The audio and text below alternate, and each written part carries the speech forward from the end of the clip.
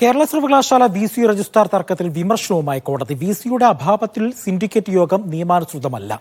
Vice ചാൻസലർക്കോ നിയമപരമായോ അധികാരമുള്ള ആൾക്കോ ആണ് syndicate വിളിച്ച് ചേർക്കാനുള്ള അധികാരം.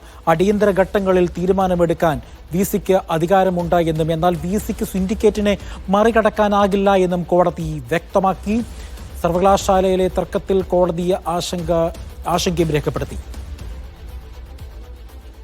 അഹമ്മദ് മുജതബയുണ്ട് വിവരങ്ങൾ നൽകാനായി.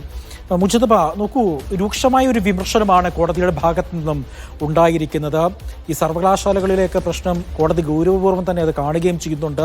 ഇതുമായി ബന്ധപ്പെട്ട് ഏത് തരത്തിലുള്ള ഒരു വാദമുഖമാണ് ഇന്ന് കോടതിയിൽ നടന്നത്?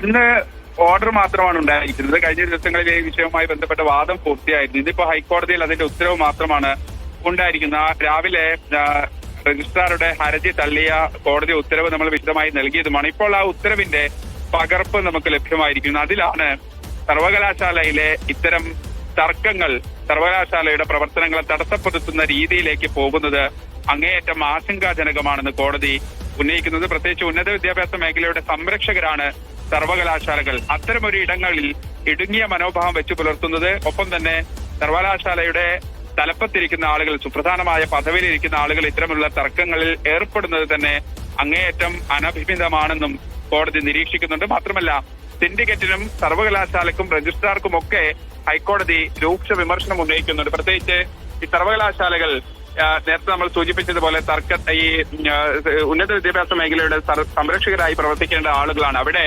ഏതെങ്കിലും തരത്തിലുള്ള രാഷ്ട്രീയമോ മറ്റു പരിഗണനകളോ ഒന്നും ഈ പ്രവർത്തനങ്ങളെ തടസ്സപ്പെടുത്താൻ പാടില്ല.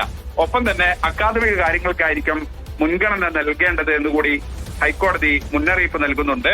മാത്രമല്ല, VC ഒരു സസ്പെൻഷൻ തുടരേണ്ടതില്ല എന്ന് അടുത്ത സിൻഡിക്കേറ്റിന് അത് തീരുമാനിക്കാനുള്ള ഒരു ഔചിത്യം കാണിക്കണമായിരുന്നു. അങ്ങനെ ഒരു അവർക്ക് ഈ സസ്പെൻഷൻ സംബന്ധിച്ചുള്ള മറ്റു തീരുമാനങ്ങൾ, അത് നിലനിൽക്കണോ വേണ്ടയോ എന്നതുൾപ്പെടെയുള്ള ഒരു തീരുമാനം സിൻഡിക്കേറ്റിനാണ്.